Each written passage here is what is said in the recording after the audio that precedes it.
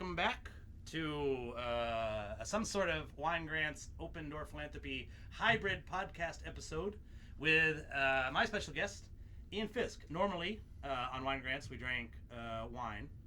But since the last episode of Wine Grants, we've been very lucky from our generous friends at the Lagunitas Brewing Company have supplied some delicious IPAs for us to drink.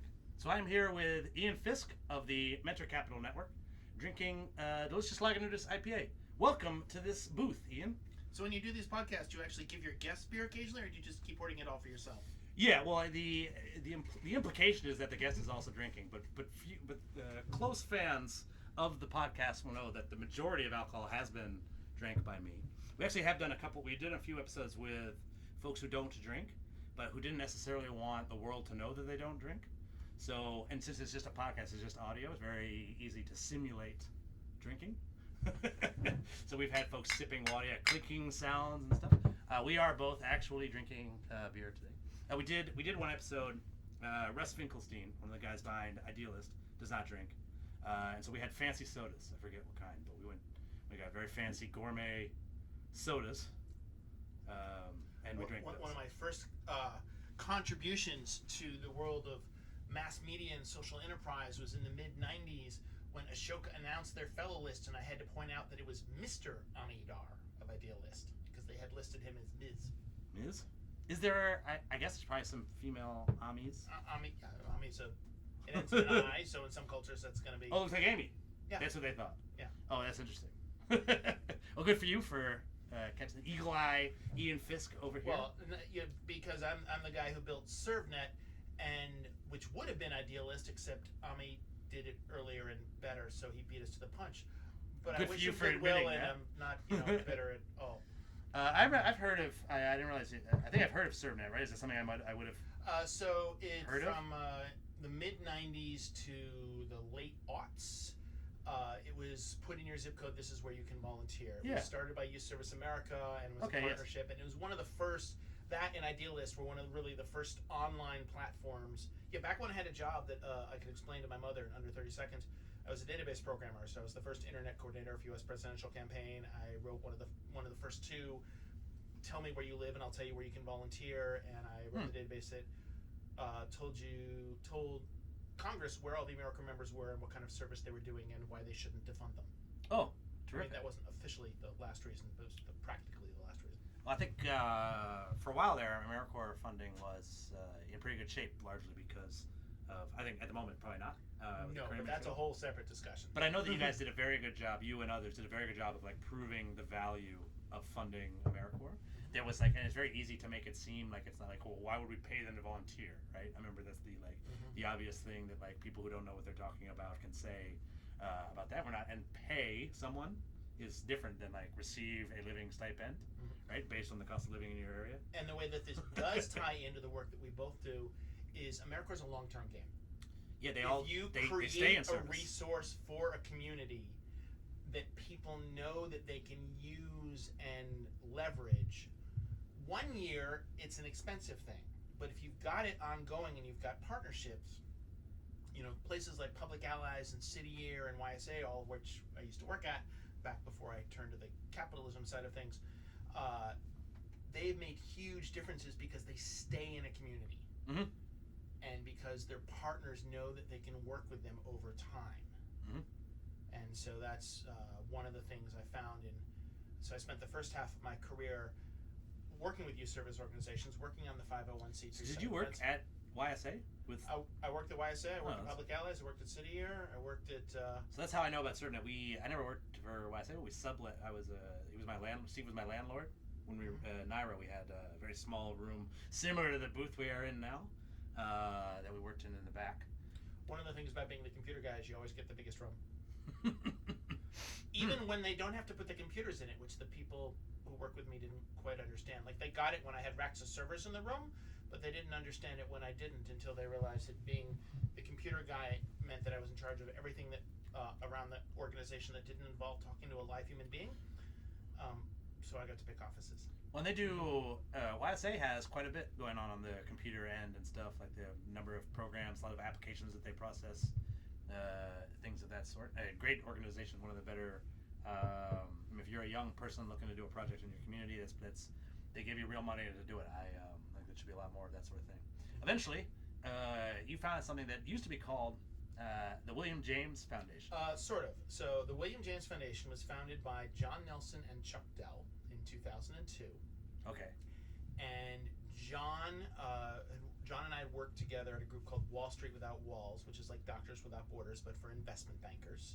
So we would recruit senior and retired financial executives to do complicated financial things like write the first bond where you could make it cheaper to build something LEED, or do a lot of foreclosure mitigation stuff, like a lot of the complex high-end economic development stuff. Yeah, and Wall Street guys are great to help with that. Well, assuming you could find caused the problems in the first case. So it was that was my charitable way of saying they're great. They're well, great to help with many that. of them are perfectly the person decent. who caused the problem is often great to help with solving. Many of them are perfectly decent human beings, but yeah. You know, there's definitely good. Like Wall Street's big. There's a lot of people who work there. A lot of them are very good people doing good in the world. But and it's mostly these days in North Carolina, but that's a separate issue. The commercial banking, anyways, is not so much in New York anymore. Yes. But I knew John through that, and then Chuck, when I met him, was 82. He was still alive. He's still with us. He's 99. Is he Chuck Dell? Is that like that's not No, Dell like not the the computers? Because that's so Chuck Dell had been. Steve? So we'll tie this back to that's Michael. We'll tie this back to AmeriCorps. Do you know what the Civilian Conservation Corps was? Yeah, I've heard so of in the that. 30s, they came up with these work camps. Some for the black, some for the white, because they were segregated because it was the 1930s. But all for the working poor. So for what we would call the working poor. I think we still call them. Yeah, I think we still call them the working poor. Not generally to their faces, unless we are them. But you know. Oh, are you working poor? Yes. Well, yes, I'm a federal employee. Yeah. And most of them were but one was funded to be an experiment, much like today's City Year and Public Allies programs and AmeriCorps programs. Today's AmeriCorps programs tend to be folks who are both rich and poor, but very few people in the middle. It's people who can live on $12,000 to $15,000 a year because they know how, or people who can live on $12,000 to $15,000 a year because it doesn't matter. Yeah. But it's not a lot of people who need $30,000 to $40,000 a year, right? Right. And so they tend to have debts and stuff. Yeah. That need is very So real. student loan stuff is mitigated in AmeriCorps, but that's a whole nother story. Right, there's the education grant Yeah. at the end, I think. But in Civilian Conservation Corps, there was one camp that was socioeconomically mixed. And so they had the working poor, and they had folks from, for example, Dartmouth, where Charles Dell attended. And so Good he school. went to Camp William James in 1940. Camp William James. Camp William James, where he learned about the philosophy of William James, who was the brother of Henry James, the novelist who returned of the screw. William James is essentially the guy who brought the study of comparative religion to the United States. And one of his more famous philosophical passages says, service is the moral equivalent of war. Now, this is, on its face, needs context. But what he meant was he came of age during the American Civil War. And and the way you served your country during the American Civil War was that you carried a gun. And Professor Dr. William James was under the impression that there should be other ways to serve your country than carrying a gun, that you should be able to be of service beyond the traditional methods. Unarmed service? No, I don't know. Yeah, but he's I'm dubious. Yeah, he's not talking military. He's talking about what we would think of as volunteering. Yeah, no, beyond that, I don't And- take my trash out without my piece. No, since I moved to DC, is very difficult to get your registration, and I have not been armed since I moved here 12 years ago. Yeah, I was good friends with the guy who had the last privately issued handgun permit until he Here? died 10 years ago. Oh, really? You can't be a private citizen with a concealed weapon. I think there's 500 permits or something like that, like total. Yeah. And one of the things that we took from the philosophy of William James is you can be in service three ways: on top of your job, instead of your job, or through your job. So on top of your job is in the U.S. how it mostly goes. We go to work 40, 50 hours a week, and then we volunteer at our church or at our park or in our local whatever. And that's great, but that's a luxury. Like the ability to have the time for which you're not getting paid and you're not spending raising your kids or with your family is wonderful, but it's not something everybody has. Then there's volunteering instead of your job. There's some people who are either wealthy enough or devout enough that they don't have to work, or that they are monks or what have you, and that they are completely of service. And this is great. This is also a luxury. So some workplaces give people days off. Some. Would you count that as? That would be, so we'll get to that. So the third is being of service through your job. Oh, okay. So we work with entrepreneurs, much like you work with folks who are starting and growing nonprofits. And the entrepreneurs themselves are going to do this work no matter what. Those folks are already lost to the cause. They're already whacked out. Funding or not. Yeah. Until they have to pay rent some other way. They'll do it without the funding, yeah. But if we can help people be more successful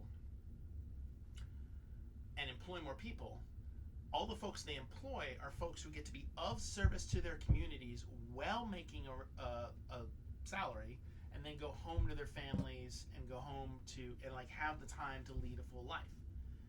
And so, well, this isn't. So this comes out of the philosophy of William James. However, a couple of years into running the William James Foundation, which is an operating foundation, which yes, I was going to. Listeners you're predicting all of my questions. Yeah, listeners to this podcast are presumably somewhat familiar with how foundations. Once they heard you ran the William James Foundation, people were looking it up and like trying to apply for grants from you and everything, which I assume was an issue. There are at least 3 other William James Foundations because it's a common name, and we got permission from the folks who have the actual who have the descendants to the families of the Jameses. Yeah. Who must live in New England. California, actually, it turns out. Oh, somebody. The only people who ever knew who William James is. New England. Yeah, the only people who are from New England, and they're ministers. Like anytime I go to a conference with like SoCap Soul or any sort of faith-based thing, they automatically William James is a better name. Anywhere else, people are like, who? I'm like, are you? Yeah, I get called Mr. James. I'm like, he's been dead for a century, but I look good. Mr. James. I had to get rid of the word foundation because I was tired of being in the middle of a conversation with a potential funder and having to explain, no, I'm asking you for money. Mm-hmm. So that was, and what we've been doing is providing what we call mentor capital, which is our play on intellectual capital. We support for-profit social enterprises who have built their social, environmental, and cultural goals into how they make money in a variety of ways that we'll talk about presumably in a couple minutes. And we connect them to mentors and advisors. We give them access to peers and mentors who have been through the same challenges. And so we call this Mentor Capital. So we changed our name to the Mentor Capital Network. Turns out there is an organization out there called Mentor Capital. They just invest in marijuana companies. Really? I taught a storytelling class to the wife of their mentor. No clue, but I just taught a storytelling class to the wife of their board chair at Burning Man, so they now know who we are. So we are advised by our lawyers to never work with or support any company in the marijuana industry. That is our one limitation, industry-wise. Big, potentially big industry in the coming years. Yes, and potentially a lot of folks doing sustainable work, but for various legal reasons, they've been around longer than us and have more money and presumably more expensive lawyers. So we'll stay clear. And they got the word capital in their name. Yeah, which is usually a sign. Yeah, although not necessarily in your case.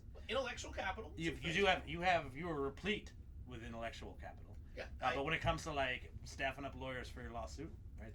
They tend to not accept that payment. Thomson Reuters does excellent pro bono work for pretty much any nonprofit or social enterprise out there in the world, and they in fact have country-based folks. But you don't really want to engage them over time. It's more specific. Well, there would be, right, if some instance, right, you support some sort of social justice marijuana entrepreneur with like intellectual capital and you get sued by these like marijuana investors. I'm just going to avoid the subject. There's probably a lawyer out there that would help you pro bono. Yeah, her name is Laura Pearson, but I'm just going to stay clear of it. I think you'll be fine. Although big exciting industry, although not what we're here in the booth to talk about. We will reach the topic of this conversation in the next 30 to 60 minutes. This is like that Windows file when you're downloading it. It might be 2 minutes, it might be 40 minutes. If you are, when I can edit this later, Mary, sometimes I do put the last thing we talk about at the end, but probably not today. These are folks, like you say, entrepreneurs, who they're seeking investment funds for their businesses. Some of them. Some of them. So, yes, I'm being recorded, so I'll say as often as possible. Snap, edit, snap. So I am looking for ideas that scale. If the company wants to stay lifestyle business, that's fine with me. What we have over the 15 years we've been operating gotten good at is helping people pass what I call the charisma limit, which is to say that a lot of social entrepreneurs can sell their product or service to people who believe in them or who believe in their cause, which is good. It's a fine way to start. But then eventually you reach the point where if you're a business and you want to get bigger, you have to solve a pain point for a price point.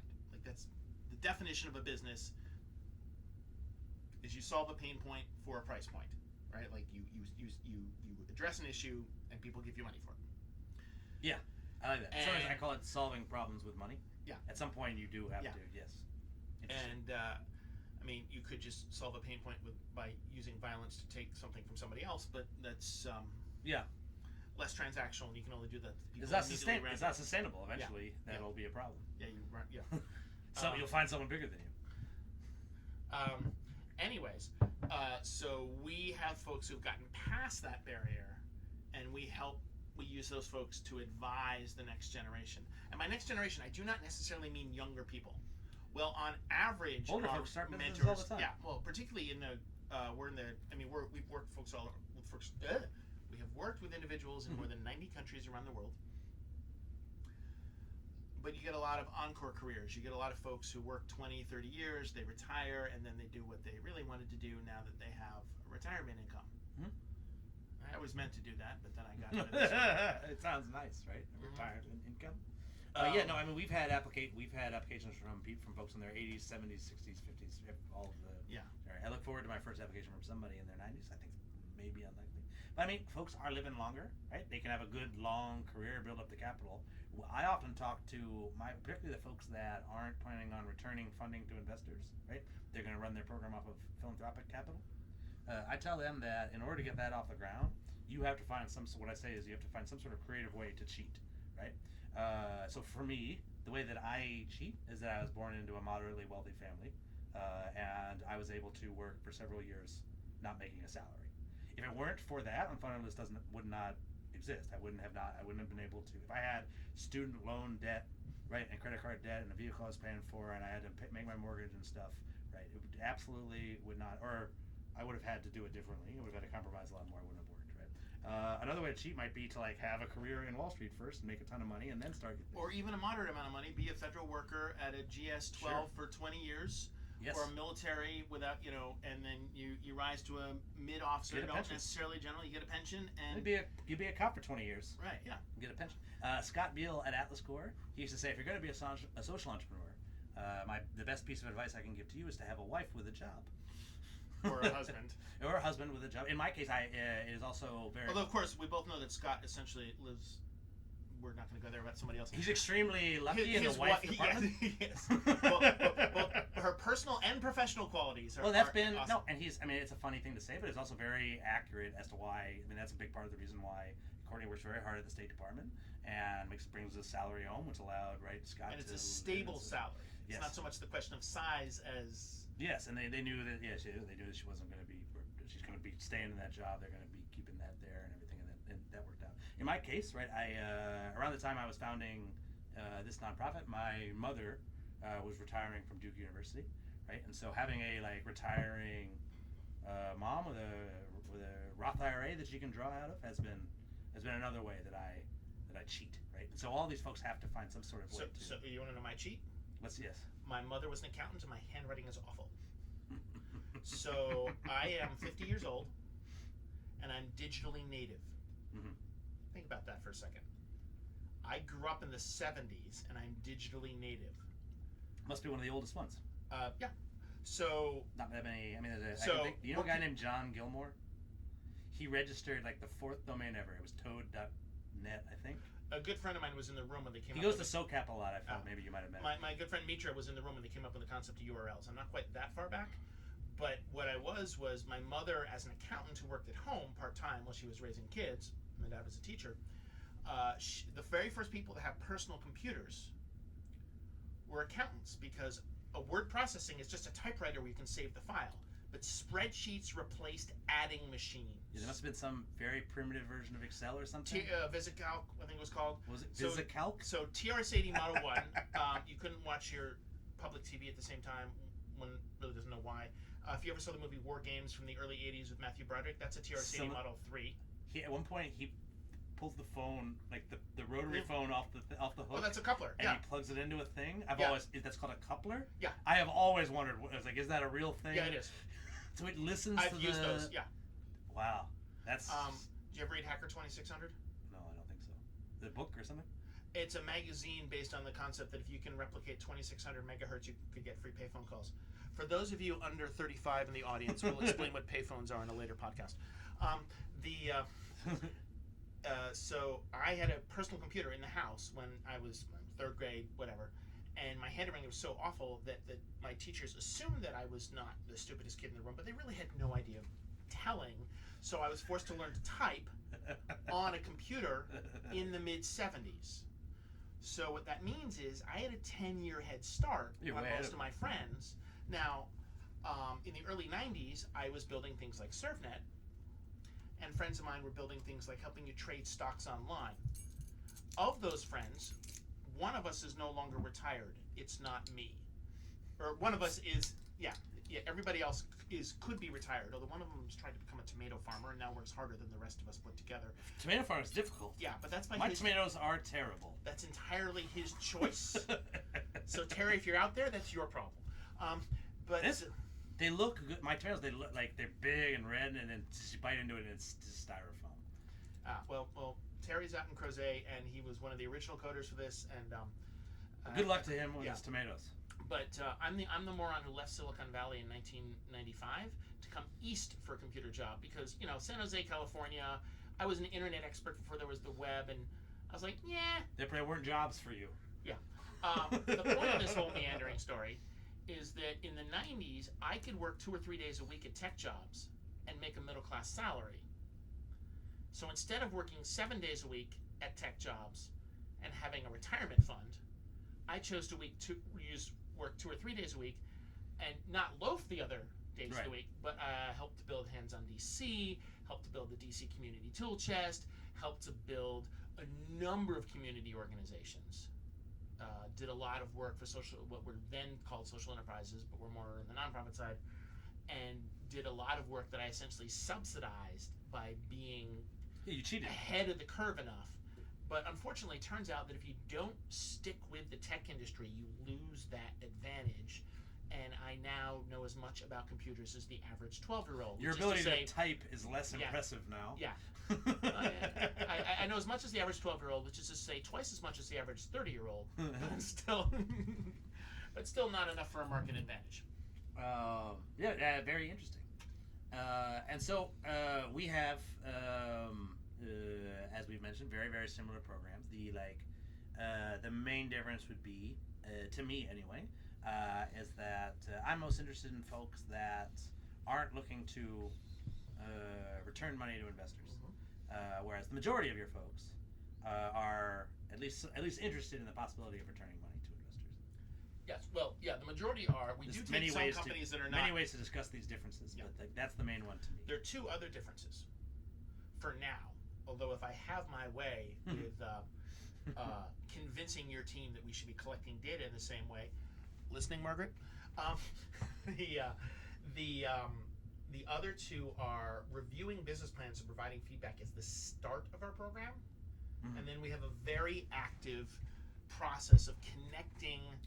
So we use business plan reviews as a way for potential mentors and entrepreneurs to get to know each other. So people volunteer for our program. You call them reviewers on your side, right? I call them a lot of things, actually. Reviewers, evaluators. Right. I go back and forth. Yeah, my marketing person said I had to call everybody mentors, and I pointed out that I needed 4 separate checkboxes for how they engage with the company because the difference matters. Marketing people want you to use the same word over and over and over again. I'm like, here's Elements of Style by E.B. White. Yeah. So now we call them stylists. Right. So the 4... Elements of Elements by E.B. White. Right. Because it maximizes your SEO, right? Because people who are like Googling, I want a mentor, right? you need to use the word mentor as much as possible on your website. You can't call them anything else. I am unconcerned with SEO. I am far more interested in companies that I find rather than people who find me. But we'll get to that in a minute. Yeah, fair enough. There was a gathering of social enterprise incubators a couple years ago at what's now called Accelerating the Accelerators, and there was like 40 of us in the room, and we listed all the different ways that we found the companies that we supported. Out of 128 ways listed, 122 of them involved us going out rather than people coming to us. But my experience has been very similar. So the stages of our program look like this. Folks apply. If accepted, they send in a business plan, and we'll build a team of 10 to 15 different people with diversity of perspective. Some of it's obvious: marketing, finance, operations, logistics. Some of it is people who are solving the same problem but not competing for the same customer, because that's important in the for-profit side of things. Yep. You also have folks on the nonprofit side of things competing for the same funder, but it's not as heavy a thing. Competition's an issue, but way different. Yeah. We pretend it's co-opetition, and sometimes it is. So stage one. Co-opetition. Yeah. I've never heard that word, but Barry I like Nelbuff. Professor Barry Nelbuff, co-founder of Honest Tea with Seth Goldman. So stage one is business plan review. Stage two is connecting them to mentors. So once we reviewed the business plan, and this looks a lot like your process, having been on. Yeah, and I reviewed for your prep, seen the whole thing. It's extremely similar. As I was doing it, I was like, yeah, we do that. Yeah. We don't do this, and we will next time because it's a good idea. So at the end of reviewing, you're given three options. You can say either, I'm willing to sign my name and my email, and I'll do a one-time phone call if they want. I'm willing to sign my name and email, and I'm happy to be a mentor, or please leave me anonymous. Mm-hmm. We have to offer the anonymous option, but less than 10% of the people take it. And so about 60% check the one-time phone call, and about 30% check the I want to be a mentor box. But it's up to the entrepreneur based on the quality of your feedback, right? As an entrepreneur or as a nonprofit founder, people are always saying you should talk to him and her and him and her and him and her and him and him and him and her and her. Depending on the industry, it might be more hims, more hers, doesn't matter. Thems, days. If you're in that industry, yeah. Mm-hmm. But not a lot of them VCs, I guess. We're not there yet. So people are always told you should talk to so many people, and then an entrepreneur is like, I'm busy, I can't talk to 30 new people, I should be running my company. Unless they're not really an entrepreneur and they're just someone who's doing this because it's cool, in which case they just talk to as many people as they can and don't actually build their product or sell their service, and then there's a problem. So what we do is we give them feedback, and then they get to look at all the feedback. They send everyone a thank you note, or I have their heads. But then they reach out to the people that they find constructive. So an entrepreneur, this is dual opt-in. I studied OkCupid. Like, I studied dating sites for this because we are creating a mutually beneficial relationship, and we are super clear on when the two sides, how the two sides benefit from each other. We could have people swiping right, like on the grant proposal. Yeah. That's very. I think studying OkCupid was exactly the right thing. That's very, very smart. And now I'm gonna have to do it. Yeah, the guys. Because this is very interesting for me because I think we've done a really good job of building the program where we provide the feedback reports are comprehensive. They think they're extremely useful, and occasionally the connections come from them. Right, I personally do a follow-up call with each person, and then I connect them to the evaluators that makes sense to be connected with, which is tedious, and often I fail to make connections that I should. We're trying to get better at that sort of thing, and I'm going to borrow a decent number of ideas.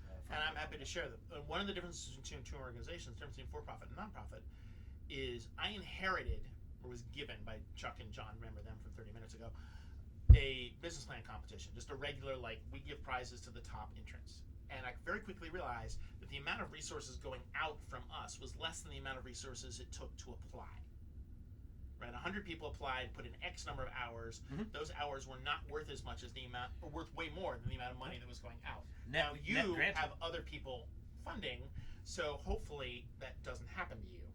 So we said, all right, how else can we help? What can we do? Because we've got people sending us their business plans. What can we do that would help? And so this is where we get to the stages. So stage one is you get feedback. You get an average of about 30 pages of feedback. Stage two is the average. Your average program. Total. Not 30 per pages? person, but total. Yeah. Well, it's 10 to 15 people. Wow.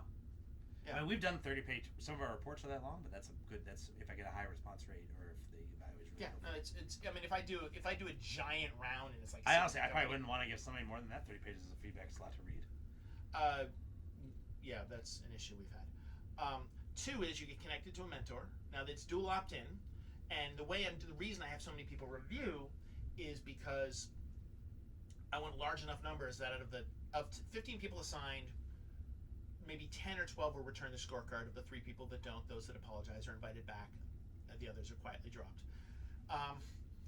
Or just, they don't have to apologize. It's just to let me know that they can't read that round, even though they signed up for it. People's kids get sick, whatever, fine, they're volunteering. Mm-hmm. And then of that, say 12, right, or 10, remember we had 6 would say, I'll do a one-time call, 1 will stay anonymous, and then 2 or 3 will say, I want to be a mentor, and of those 2 or 3, the entrepreneur will say, she was really helpful, he was really helpful. They get 2 people to work with now. Right? They'll reach out to everybody who says they want to be a mentor, but they end up with, on average, 1 or 2. So that's stage 2. Stage 3, which we're about to start for our current round, is what I call the challenge calls, where each entrepreneur is given the opportunity to say, this is what I'm working on today. And then I will build a team. Folks will be on a conference call. Think of this as a live version of the business plan review. Except it's not about their whole business plan. It's about a specific challenge they're having right now. And then, so that'll happen. Stage 4 is peer to non-competitive peers. So one of the best things, we studied more than 8,000 reviewer to entrepreneur scorecards and interactions. We've been doing this a long time. And founders want to talk to other founders more than anyone else, with the possible exception of people who are about to give them a large sum of money in the near term. Because if I bring in a subject matter expert, they'll listen, but they'll be like, thanks for the marketing tips, but I got 18 other things to do. But if you connect them, so I had a call earlier in 2018, 4 women who had a couple of calls, but this is the easiest one to explain. 4 women who run sustainable apparel companies in respectively Chile, Guatemala, Cambodia, and the US, making respectively scarves, boots, dresses, and underwear. And who were 1, 5, 10, and 10 years old in terms of their companies. The entrepreneurs themselves were. That's very impressive. Yeah. And kids can do everything. Yeah. Well, that was my YSA days. We already covered that. And so they could. So if we got up on stage and said, "Here are the secrets of our industry," we'd be unclear on the word secrets. Mm-hmm. But these 4 women, even though their sourcing was different because they're sourcing different things, their distribution was the same, but they weren't competing against each other. Mm-hmm. So they could have a conversation that was really useful. And they say they're going to meet up and all that, but basically we're setting that stuff up, but we're not we're trying to create as many of these little groups. These call them book clubs, as you were, and hope that they keep going. But we're putting a lot of effort into making sure those are the right people at the first meeting. Yeah, I run a dating site, in essence. And the 5th piece, it's very similar. I mean, when I'm matching the evaluators to the proposals, it's very much. Sometimes I even think these two might date.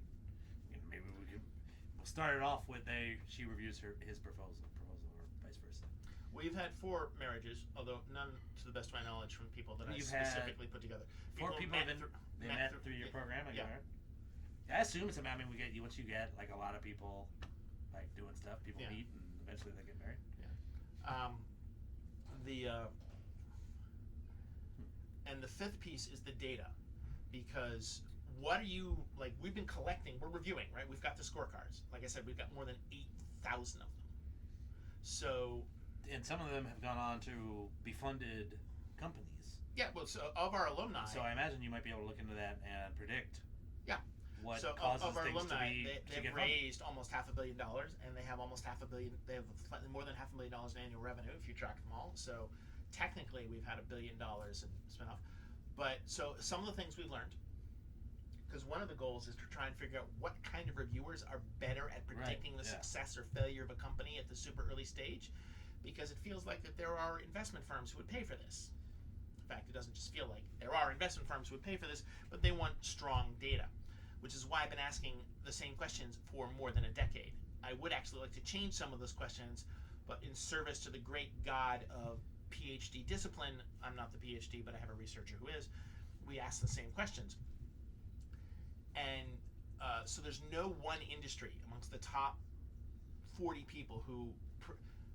So we track the company's success, and we look at how people reviewed them, scored them, and predicted would they be in business for a year, would they raise $100,000, whatever.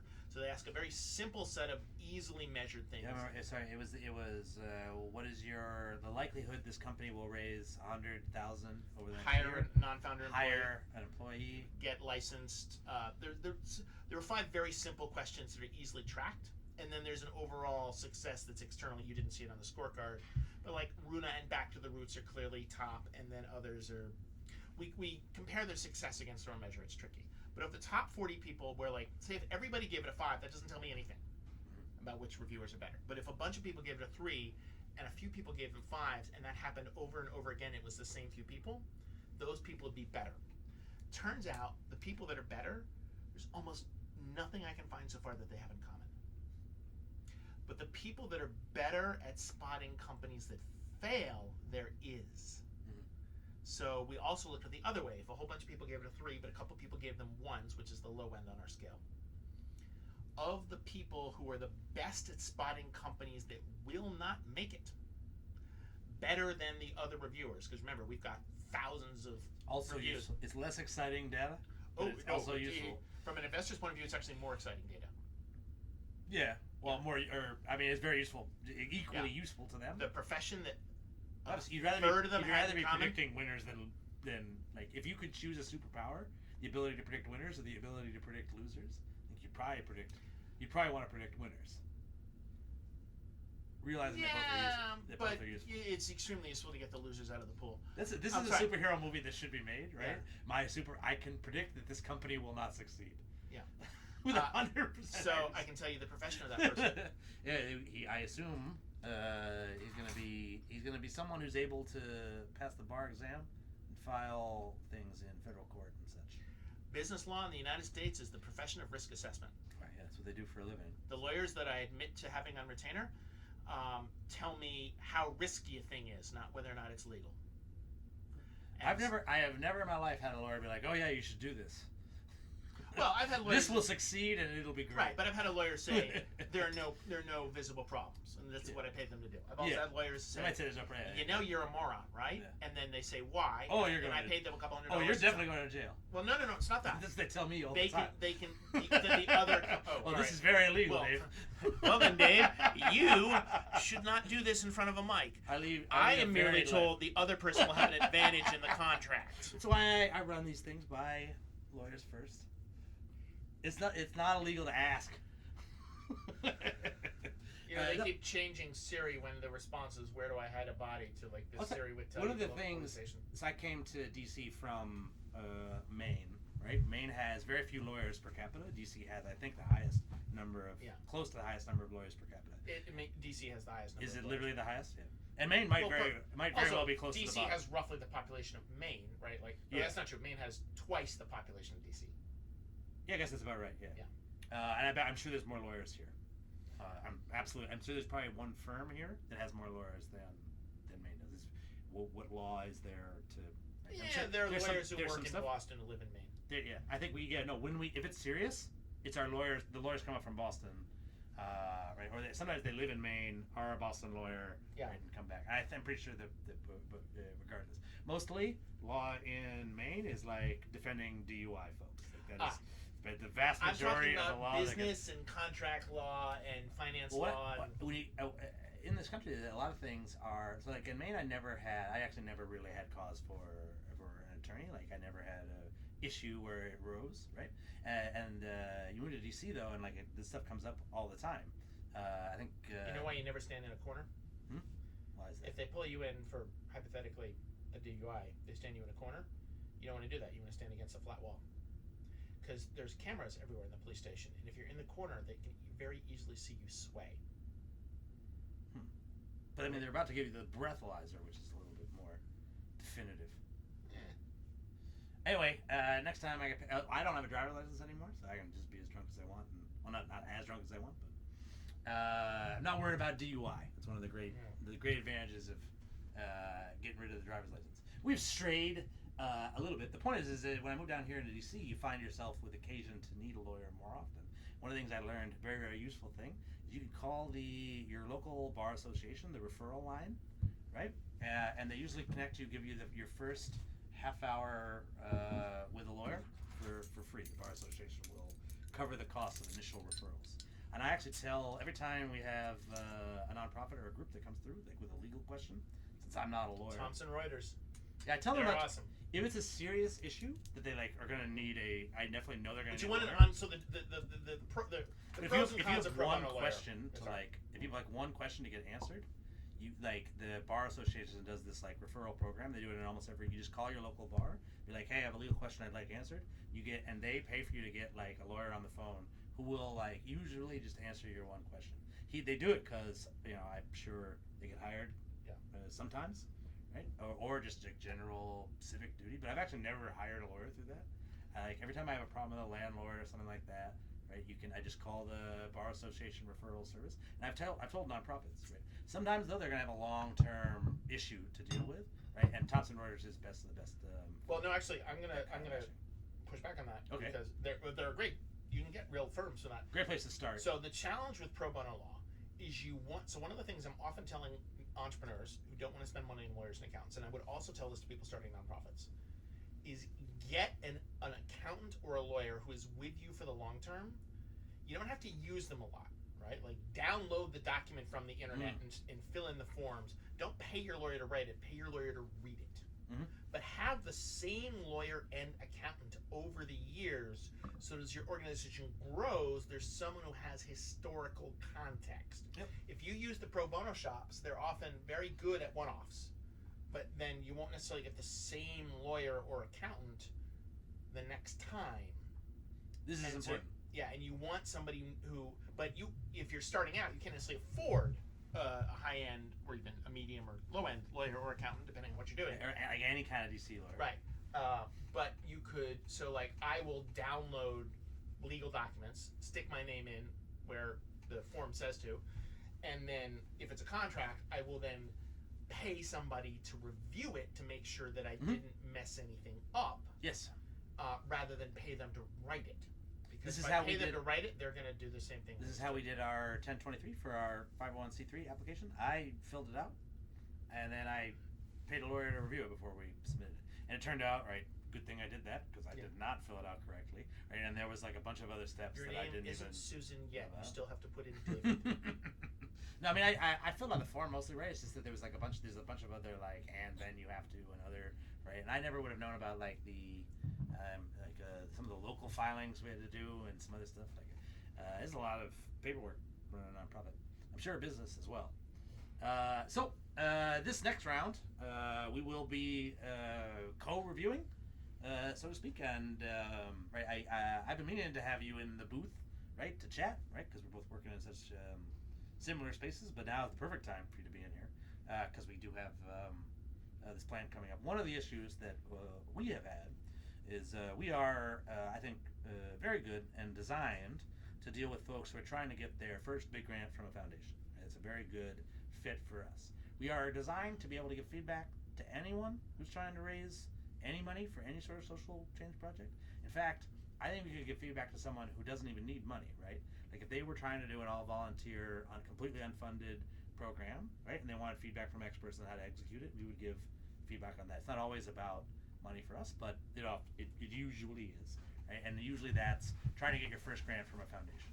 We do have some folks, right, who would love a grant from a foundation, right, but the more likely place for them to raise money is from a angel investor or venture capital, or sometimes from foundations, but more likely from the impact investing division of the foundations. They are increasingly making investments in programs that they previously would have given grants to, or there's program-related investments, and then there's also Ford they've divested everything from oil and other things, and other foundations, I'm sure, Well, will start to follow so suit. there's mission-related investments and program-related investments. Program-related investments is a specific legal term that means a specific thing. In the U.S., with the current tax law, if you are a nonprofit foundation, in order to maintain your nonprofit status, you have to give, not a private but a public foundation, or you have to give away 5% of your assets every year. That's for the private. That's the G section of the 501c3 tax. Moss Family Foundation was previously under these rules. Right. So PRIs come out of that. A mission-related investment. And it counts towards your 5%? Yes. How new is that? 40 years. Really? Okay. Now, what happened was, for the first 20 or so years of PRIs, I think this is a Nixon thing, but I could be wrong. We can look that up. Somebody here has a phone and the internet. It was mostly low-cost housing, because the rules for a PRA, you want me to explain the difference between an MRI and a PRA? The rules for a PRA... And magnetic resonating Actually, image. Technically, that is an MRI, is a nucular magnetic resonating image, but they took the N off because they used to panic people. Yeah, so, I'm getting one on Friday, and I was yeah. started getting worried. So the two I's with the last I stands for investment. A program-related investment comes from a U.S. foundation. I mean, there are versions of this in other countries, but not many. And this is most of the PRI means. And they would have to, if they're in a different country, they follow different laws. So I'm only speaking to the U.S. law, and I am not a lawyer, but I often play one on stage. And podcasts. Yeah, where it is actually technically one of the only professions where it is fully illegal to. Yeah. Anyways, comes out of the 5% that they have to give away, but it must meet the following conditions. Essentially, it has to be an investment that the market, the regular investment community, would not make. So it has to either be too risky or too low return. Now, low return is easy to measure. So most of the history of PRIs is in low-cost housing. So Enterprise and LISC would often negotiate Local Initiative Support Coalition and Enterprise, Jubilee Housing.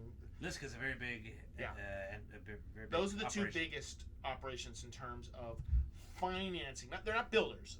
They may have building divisions, but it's a large fund. It's a large fund that does its 5% through PRIs. No, they're not foundations. Oh, they're the intermediaries that make it happen. So they do have a ton of money, though.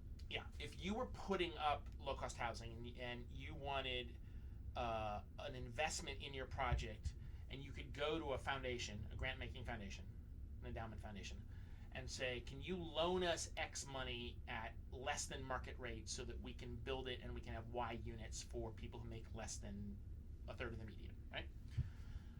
That was an easy way to do a PRI, and that was how most PRIs happened until about a decade ago. About 2 decades ago, people realized the way the law was written, they could also invest in super risky stuff, but this is the world of endowment foundations, so the words super risky and endowment foundations didn't really overlap. Run that by your board. Yeah. Hey, this is a super and risky investment I'd like to make. Yeah. So around the turn of the century, the MacArthur Foundation actually owned a piece of Tesla. An investment they could not make today. Well, all right, maybe today would be super risky again. But a couple of years ago, not so much. But in 2000, Tesla was a super risky arrangement. But it met it has to meet their mission, right? So it has to be an enterprise where there's a social and environmental goal that is mission aligned with the foundation. So the MacArthur Foundation, who is responsible for creating a more peaceful, just, and verdant world. Isn't that the... I think I'm probably required to say that now. Yeah. They helped buy these microphones and such. I'm also very sure that they're not listening. They can't possibly listen to all the podcasts that their grantees produce. And if they do, thanks for tuning in. But they made a PRI into Tesla? Well, into a fund for environmental companies around the turn of the century. And then what happened is people started to look at, can they use PRIs to do early stage investing? Because one of the things where my world and your world don't overlap as much, although your world some, is super early stage is often not a fit for, like, the first stage for a for-profit company is not angel investors. The first stage for a for-profit company is called Friends, Family, and Fools. Well, it used to be called Friends, Family, and Fools, but it has been renamed Friends, Family, and Crowdfunding. Unfortunately, none of the crowdfunding companies started with an F, or they would have found themselves fool funding. Yeah, that's close to accurate. Yeah. And this is from the days when crowdfunding was essentially an end run around paying sales tax, right? Because you would pre-order a product, and because of the way it was funded, you didn't pay sales tax. You do now, or you're supposed to now. You don't actually often do, but you're supposed to. Like the laws have changed. Yeah. Kickstarter was fully. I have a friend who actually went to jail for doing exactly how to buy things Kickstarter and not pay. Yeah. Mission-related investment is what some of the bigger foundations, led by Luther Reagan and the F.B. Heron Foundation from about 15 years ago, but is now catching on. Jed Emerson did a lot of work in this area, where their corpus, the 95%, which they are legally obligated to. You said corpus. Yes. Perfect. They are It's one of my favorite. It's my favorite word for a large pile of money. Yeah. They are legally obligated to be prudent, though it's the foundation world, so we don't want to call it so much the prudent man rules. We have the duty of care, the duty of obedience, and the duty of loyalty. I forget. There's very specific instructions from the IRS on how you do it. Basically, you have to do what an ordinarily prudent investor would do. Yeah. And you have to put the mission of the organization first, and right. But something. And you can't hold back information that would benefit the organization. Sorry, I shouldn't talk over it. Even more so. You're the guest. Yeah, but we're recording this. I'm just making that a pain in the ass for you. Well, I'll talk over you because you're Dave. But you won't be the first. We had Carpenchoff on the show once, and I think he just talked the entire time I was talking. Did he fire his machine gun? No, this was before he had invented the world's greatest. We have a friend who invented a machine gun for use in movies. That's great. He's doing really well. Yeah. It's one of the better on-screen machine guns. So we're told, because we've done a comparative study. Anyways, an MRI has no legal meaning. So a foundation can call something a mission-related investment. Right. A PRI, the IRS can challenge a PRI, like it has a specific thing. An MRI is when the foundation says, okay, we're no longer going to invest in tobacco companies, so we're going to put our money here, which may be some other company, which may or may not be any more or less socially beneficial. Now, an MRI could be an honest and sincere MRI, or it could just be marketing, but there is no legal weight to the term. Either way, very few of the companies we deal with will receive any money from a foundation's corpus. Right? Because you're talking, when you apply for grants, it's often out of the 5% unless they're in a spending. The MRI would be larger blue chip companies that just aren't publicly evil. Traded. Or aren't, so Ford used to do climate change grants, and in their corpus was Exxon, Chevron, BP. Right. Like huge part of it, over 50% of the the Gates Foundation used to invest in tobacco when they were also doing, I mean, they I don't think they were. But by the time they started the foundation, it was well known that tobacco kills a lot of people. Yeah. And they were like, well, it was probably already in that stock. Well, also there's like donated. These index funds. Like it's when you're talking at that level, it's hard. Or when you're investing in big I'll give companies, somebody for a pass if it's in the index fund or whatever, but if they're like directly invested in RJ Reynolds, I just don't understand how anybody would. Altria, right? Oh yeah, and, sure. I mean, plenty of bad companies that are doing the opposite of what the foundation's grants are doing. Yeah, it's a hard call, but that's a whole separate world, and that's not the world we're playing in. We're playing in helping people get started. None of our applicants are ever going to get those things. Yeah, so we're maybe, but not soon. Ian's currently having an issue with his phone. You all set there? Yes, I like to make crackling noises while I'm on a podcast. That's good. He's got his phone assembled and put to the side. And apparently he's turned it on by accident. And I spilled the beer. Kate is every now and then. Kate starts working in Asana, and I get like a bunch of things assigned to me all at once. That's what's happening now. Tasks are being assigned. All right, to me. So back to our topic. So what we have decided to do, what we are doing, the reason we are having this podcast, and the reason we've been hanging out more, other than, our general good cheer with each other. It's been an absolute hoot. Yes, is the realization that we are providing similar services to folks. The tagline, got a plan for a better world? Written it down? So like literally the front page of my website, I believe we call those home pages starting some point in the 1990s. My internet site on the on-ramp, the internet on-ramp or whatever it was called. Internet superhighway? On-ramp? I don't know. The superhighway. Yeah. The World Wide Web. Yeah. Says www, the only shorthand that actually takes as long to say as the thing, or HTTP. www, I remember I used to say that, so www. You get so good at we are providing services to folks who want to make the world a better place, and the first stage in our programs. Mine goes on for several other stages. Yours is in the process of developing several other stages, and hopefully we can work together on that. Is taking their business plan or grant and reviewing it. So this looks a lot alike. I often get a lot of folks who are running nonprofits who apply because they didn't read our website very closely, or because grantsforyourbusiness.com sent them to us, and every year I call Business Funding USA and Grants for Your Business, and I say, please take us off your list, and they don't. So now the front of my website. Are there any? I'm curious. Are there any nonprofits who are like, well, we think it's possible that we might be able to play in this space? So we'll get to that.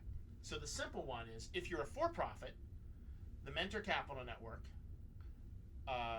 could review your business plan. Now, we don't accept everybody because we don't have the capacity to accept everybody, but we accept a lot of companies. And we're as a nonprofit ourselves that supports for-profits, our fundraising is hilarious. You give your money to what? My landlord. But anyways, we support for-profit social enterprises.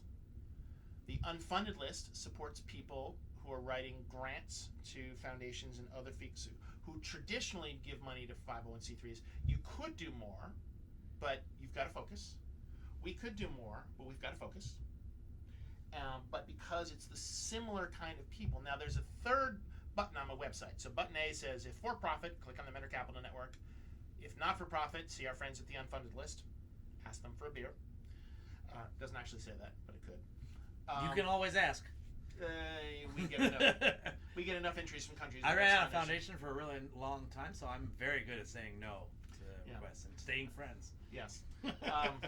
Thank you for thinking of me for this beer donation at this time. That's what she said. And the third button says other or not sure. Now there's a whole host out there.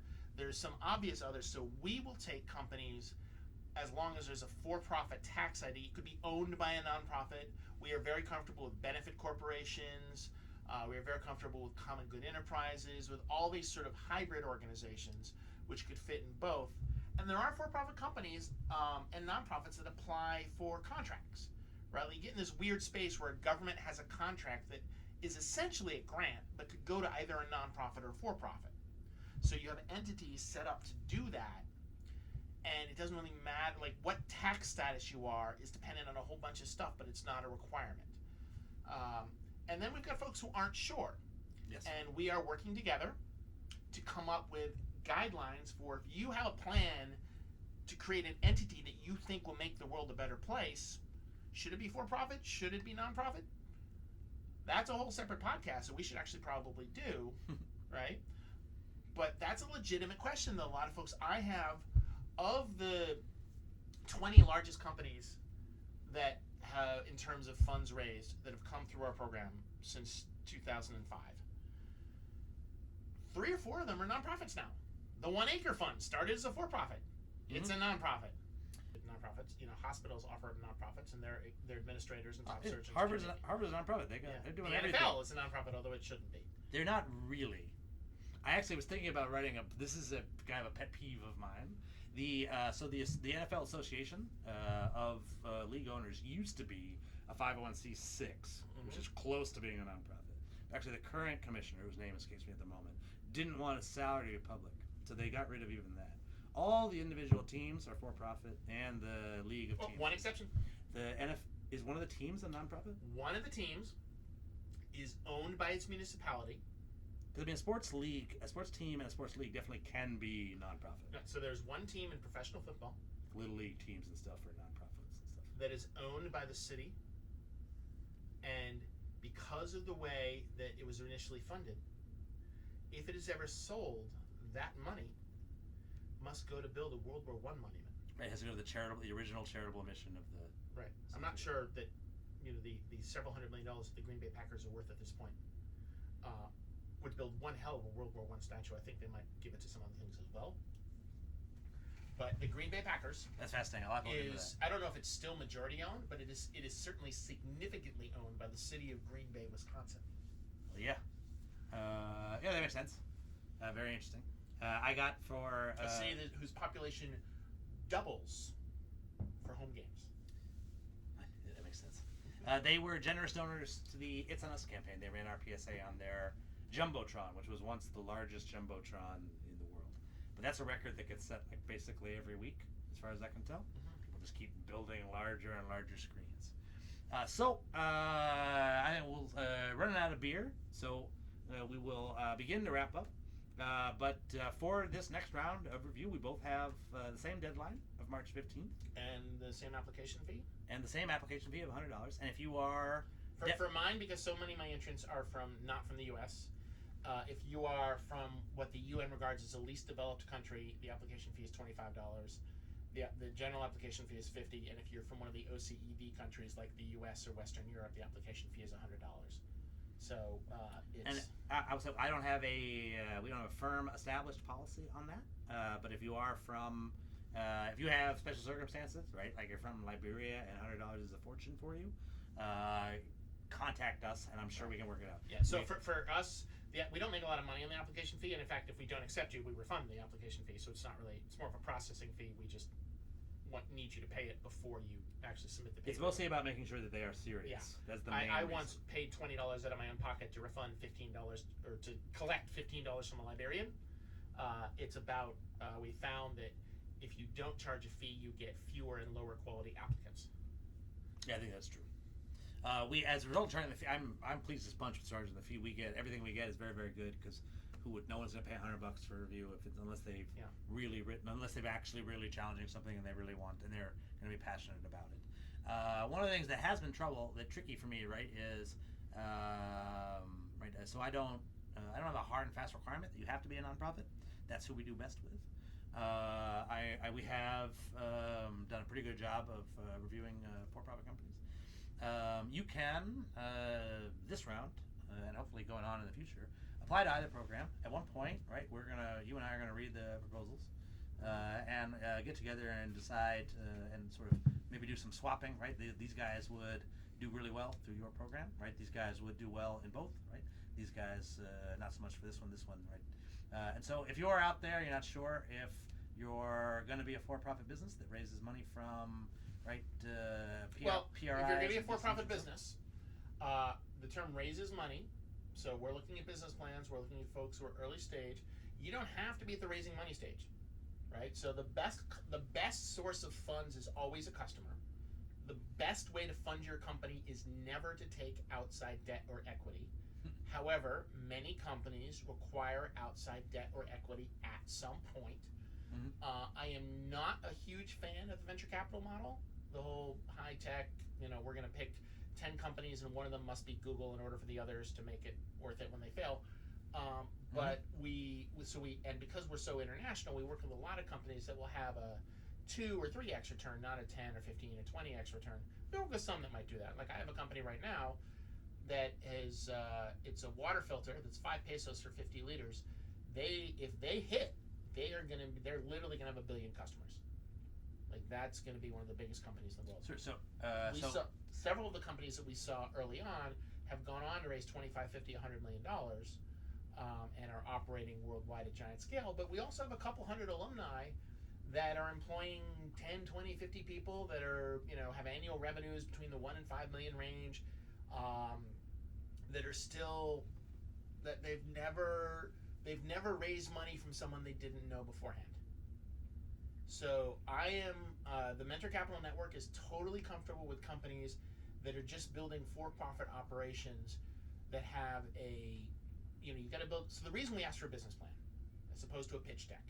A pitch deck is a specific document for a specific investor at a specific point in time. A grant application is a pitch deck, right? It's designed for a specific target. Slightly more specific, but if you do a pitch deck right, it's for one particular investor.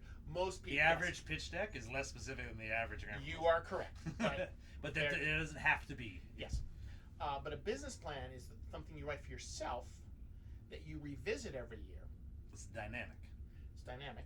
And it changes. So you look at it a year later, or 6 months, or 18 months, or whatever, and then if nothing has changed, we call Ripley's Believe It or Not, and then I point out that you're not actually right, and I find the change. But the question is, did it change on purpose? Did you find a new market opportunity? Did something change? Did it change because you couldn't accomplish some of the things you wanted to do? Did it change because you just forgot to do the thing you meant to do? Or, as is in the case of many nonprofits and social enterprises, did it change because of mission drift? Did somebody say, hey, look, there's this sparkly thing over here? I found a shiny thing, everyone. Yes, I found a spangle. Or a spang, a small spangle. Oh no, a spangle is a small spang. It's a singular. Spangle is plural. Yeah, I'm reading a book on etymology. One spang, two spangle.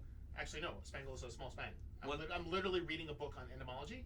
People mix up etymology and etymology all the time. It bugs me. But Bravo. Not original, but I'm gonna get every now and then I get an email about these podcasts, and I think I may get some. Puns will do it. They'll be like, listen, I was listening along. Two and then, actual professional and then skills. There was a pun. I'm a transcript speed typist, and I'm an improv comic. And for those of you out been there, one of those pun competitions? Yes, I have. Those are terrific. Those entertain the bejesus. I'm very bad at puns. They it never comes naturally to me. But like people who can do that really well in those pun competitions, it's so impressive. So my contribution, the theme was Christmas, and everybody on stage had to make a Christmas pun or a December holiday pun, right? And thank you. Well, no, I went even further than that. So everybody went around, and you couldn't repeat, right? So some people had the practice ones like Rudolph the Red-Nosed Reindeer, right? Like the ones from the joke books when you're 5. Some people were making stuff up, and when it got to me, I said, see that attractive young lady in the corner dressed like the devil? That's Saturnalia. I feel pretty comfortable that nobody else had used either that holiday or that joke. And like I just did the like standard reaction to puns. It's always like, whew. That's the sound you make in response to a good pun. Ugh. It makes you. It's like the only time in my life I ever groaned. And it's not. It sounds like I didn't like it, but that's what that means. I did like it. I've groaned. How many German shepherds do you actually think are German shepherds? I've known many a Great Dane, but some of them were just average. I got a really friendly friend who's a treasure hunter. We call him the Golden Retriever. I can do this all day. Give me a topic. But that's not the topic we're on the podcast about. No. And I do believe that you could go all day. But instead, I think we'll try to bring this to a close. So, at the absolute highest level, if you have a plan to make the world better and you've written it down, you are definitely a fit for one or both of our programs. Right? Beyond that, things start to get granular and specific, whether you're going down the for-profit route or the non-profit route or the hybrid route. So one of the tricky things go on. But our applicants they don't necessarily have to have that figured out, right? Right. If they've got it figured out, you're definitely for-profit, you apply to the Mentor Capital Network, and that's very straightforward. If you know you're definitely non-profit, you apply to the unfunded list. I can't promise that we're not going to disagree with what you've already figured out, but like if you've got it set, like that's how you do it. If you're unsure, right, apply to either program. At one point, in March, we're going to get together, read them all, figure out which one should go into the right place, make sure all the proposals get all the care, all the proposals or business plans. All the proposals that we choose to accept. Yes, absolutely. So and everybody comments, read grantsforyourbusiness.com that have no business. So one of the challenges... You're not a fan of grantsforyourbusiness.com. Or any of these sort of generic find money for your business, at least it's the way that they impact my organization, because I get all sorts absolutely. of... No, it's bad. No social impact whatsoever. Perfectly fine business. I got nothing against it, but whatever. We had, as one of the first guests, actually the very first guest we had on Wine Grants was Matthew Lesko. You know Matthew Lesko, the get money from the government. He interviewed me? Did he? Yeah. He's got the question marks on his CV. A lot of people know him for that. They know him as like a sort of a clownish type figure. The man is actually like an absolute genius when it comes to getting money from the government. There's very few people who like know more about like all of the various government programs and stuff. One of his like real like pet peeves that gives him agita these days is the Google results for all of this stuff, right? So like I'm sure Grants for Your Business shows up if you Google Grants for Your Business. But as you just pointed out, it does not actually help you get grants for your business. Well, it might. It's just I'm not the right place for a lot of these people to go. So for 14 years, we were the first, most of the first 3 pages, and the entirety of the first page for social business plan competition or social enterprise business plan competition. And then we switched servers. So it wasn't about SEO, it was being on the same server since 2004. Well, that lowers your authenticity. Yeah, and then 2016 we switched. So they have really arbitrary stuff like that. Switching servers is something that companies do. Yeah. It doesn't make you It doesn't actually make you less authentic. So a real issue is what's the document people should submit. Mm-hmm. So for you, it's simpler because the foundation often has a very specific format. So they're submitting the thing that they actually submitted based on the foundation's format. We do have in our frequently asked questions post. We do have an outline for what the best proposal for us looks like. We will review whatever they have written down. So I run into this because my reviewers would like to see some standard things included, but I would really like to have the actual document you use, because if you wrote a document to enter our program, yes, it is the feedback that we give you is not helpful. It has to be the document that you are actually using to plan your business. We had to say sometimes they change their grant proposal and they'll like remove the name of the foundation and replace it with unfunded lists and stuff. And same, we would just please send us one. That's a way we would rather you save that time. I'm sure you have those 10 minutes you could have been spent doing something else. But we know you apply. We know you're applying to other programs. Well, you don't know. You're not a fund source. Yeah, we're not a funding. We used to have prizes worth between $50,000 and $100,000, 30, 40 in cash, and then the rest in professional services. We got rid of it. We would rather get people who are. I mean, we have a few prizes. Once there's a thank you very much to the Foundation for Sustainable Future and Suresh Kamana. Thank you. Yes, thank you. But but mostly it's for people like folks from Mozambique or Liberia or Bolivia for whom like $5,000's a lot of money. Yeah. I mean, yes, there are folks in the U.S. That's a lot of money for a lot of people. Yeah, we funded the bicycle repair industry in Mozambique. I will take $5,000. I will take $5,000. Yeah, so will I. But like for so one of the challenges I had a couple of years ago is the foundation gave us $20,000 to give away, $25,000 to give away, and for a mid-level renewable energy company, and they wanted a company that was far enough along that they actually had proof of concept and that they deployed, but was building technology that wasn't an app, but that was an actual physical thing. And we couldn't find anyone who cared because the people who wanted the $25,000 were too early for the foundation, and the people who had working installed equipment, $25,000 was like a week's burn. We ended up finding with someone who had gotten a grant from the federal government that needed a 1-to-6 match. So like if they could get $30,000, they could get 180. And they loved us because they just put I think they put the rest of the $5,000 in from their pocket, and like we were 25, and then it ended up they got to like $200 some odd thousand out of it. Terrific. So that worked. That was great leverage. But it's, when you're giving money at the end of the program, your applicants really only see that. Like we are a mentoring program. We've never given a grant, and I think we will probably never will. Even if a donor came along and said, "Hey, I want to give grants to everybody on the unfunded list," I would say, please wait until I announce the unfunded list and give the grants to them directly. Yeah. I don't want it to be our program. Here's the problem I had around that. I find it moderately easy to raise money to give to other people. I find it difficult to raise money to cover the time of my team to actually identify and support and connect and maintain relationships with these people. At the moment, that is not something the philanthropic sector understands writ large. We've had You can do overhead well or poorly, but if you just attack overhead for the sake of it being overhead, I'm not a fan. You can do overhead poorly. Yes. I will freely admit there are people who do overhead poorly. Well, as it like we don't fund overhead. Can we get another case of champagne in here, by the way? It's the MacArthur champagne, right? No, the Lagunitas did come from near where the MacArthur office is.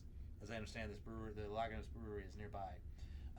But these are separate donor relationships. Oh, right, because Chicago. I know the. Yeah, most of it. I've actually never been to Chicago, and now my main beer donor and also my main dollar bills donor are located there, and so perhaps I should visit. Marks the end of today's donated beer. I want to thank you very much for sitting in what is basically a closet with me for a little while, and having a really interesting conversation. 70 minutes in heaven. Try that again without my intersection. We got Margaret to crack up for good.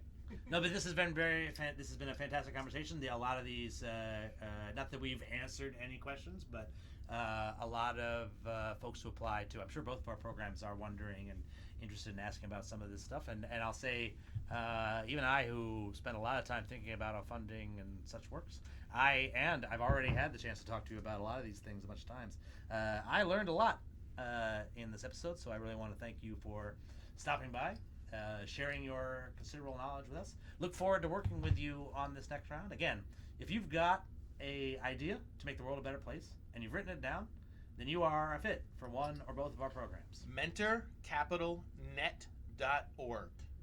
So the end of the email is literally net.org. And unfundedlist.com. We've both got our applications are up, currently accepting proposals. Looking forward to reviewing what you've written for all of us. Ian, do you have any closing remarks for the folks? Nope, I think we're good. Thank you very much for having me on your podcast. Thank you. Thanks to everybody at home for listening. As always, hi, Mom. Thanks for listening to the end. And thank you to the Lagunitas Brewing Company for these delicious IPAs. And to our listeners, good luck with your funding.